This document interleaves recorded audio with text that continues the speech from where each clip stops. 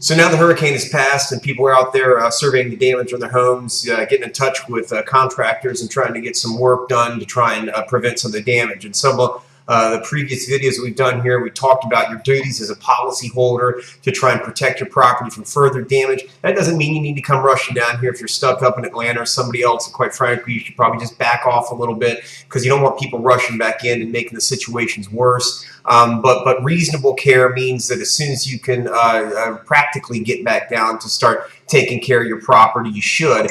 But this video is a warning about some of the scams that are always going to pop up in these events. And part of what I'll point to is some existing litigation that was pending even before the hurricanes came through, having to do with property preservation and restoration or water remediation companies. Now, there's a fascinating piece of litigation pending here in Pinellas County.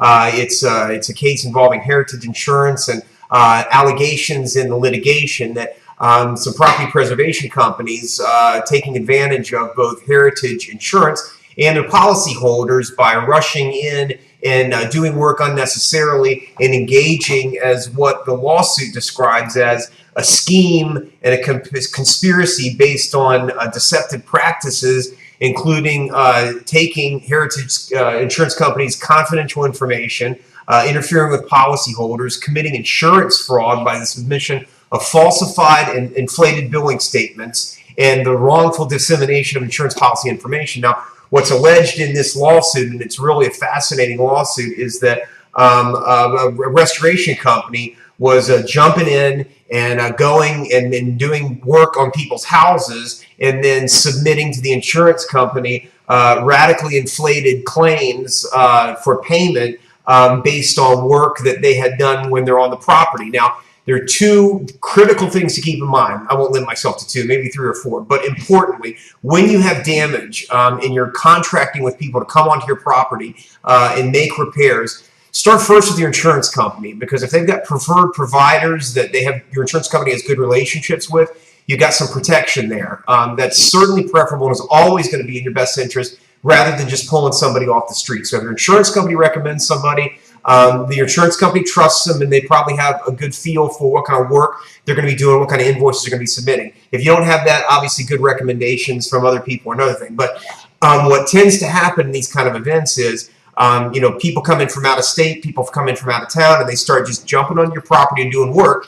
And you, the homeowner or policyholder, don't have any idea of what the cost of that work is. And there's no meeting of the minds between the contractors and the homeowner about the cost of that work, much less what they're going to be doing the insurance company. And the second part of this is a new thing that develops, and that is what's called the assignment of benefits. So once these people come onto the property and start doing work, the homeowner is asked to sign a form assigning the homeowner's rights to their insurance policy and their claims to these third-party contractors. And that's where some of the problem comes in, because if you sign that, and these people, so you can hear they're taking off the things back there behind us, but as you sign those things, you give up your rights to negotiate and to discuss many of the terms and the work that's being done. So you got to be very careful in signing those assignment benefits. This complaint is really long, and it describes how homeowners are the beneficiaries of these water loss claims, but that ultimately the insurance companies are paying these things. And one of the things the lawsuit looks to do is to have more engagement of the insurance company in the selection of remediation companies and the work that's being done, and have them have more of a part in it. Now, I think this is an example of insurance companies looking out both for themselves and for the consumers, because what we're trying to prevent here, what they're trying to prevent, is inflated claims. You're going to see a whole lot of that because of the people rushing in to do this work, and there's going to be a lot of disputes over the quality and the scope of work that are already being done. Look, we've already had problems with contracting here in the state. We don't have sufficient labor supply to go out and do the work. And so there's already backup on a lot of these claims. But in any event, what this lawsuit describes is how through, and I'm quoting here, trickery and artifice, the remediation companies held themselves out as agents or representatives of Heritage Insurance Company, and the remediation company were asserting that they were there on behalf of the insurance company to do the work. After they did the work, they would then submit the information to the insurance companies and then ask for that payment. And what the insurance company is asserting in this lawsuit is that the amounts that they're looking for are overly inflated and that they're falsified records. So these are all allegations of a lawsuit, but it's a very serious lawsuit and one that we'll all be following carefully. But the lesson in this, and I'm going to excerpt out, if you look below here, some of the specific pieces of the lawsuit and what it talks about. But what the insurance company is trying to do. Oh, and there we have light. Hey, that guy didn't know. Hi. Is he waving? Hey there. What's the about those windows? They're sealed shut, so when you get your ladder, if you could just go and help me open it up again. Thank you. See, that's a good worker out there. It's great that these guys just hopped right on the building. They came here early on. I was a little, let's see if we can get out the light there. Anyway, I was a little aggressive, I guess, with getting shutters and everything on, but I think this storm, more than anything else that I've ever seen in my 46 years of being in Florida, when it came through, people took it very seriously, took a lot of protective measures. And one thing that I think everybody that I've talked to believes is that the response of government at every level, red team, blue team, local, state, has been phenomenal. The information that was out there was good.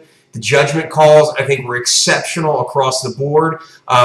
They made it reasoned. We didn't have any of the inflammatory conversations among officials. So I think everybody's just done a phenomenal job. The team, the sense of spirit that's out there, people working together is just fantastic. I'm very hopeful that what you're going to see on insurance companies is a great respect for policyholders and their responsibilities. I think they're going to be working together very carefully and quickly to get that insurance money back in so that people can get back in their homes. Look, there shouldn't be many attorneys involved in these claims, right? When policyholders are working together with the insurance company and the insurance company is work with policyholders to make sure they're paying out claims properly, then we all benefit. And I think we've learned lessons from prior storms. You may not need attorneys and you may not need public adjusters. You may be dealing exclusively with your insurance companies paid to do the right thing as all this work's going on behind. But in any event, I'm going to excerpt out some of those pieces from this litigation because it really is a cautionary tale. And people need to be thinking about that as you're making contracts with companies to repair your properties. Oh, one other important piece of mind.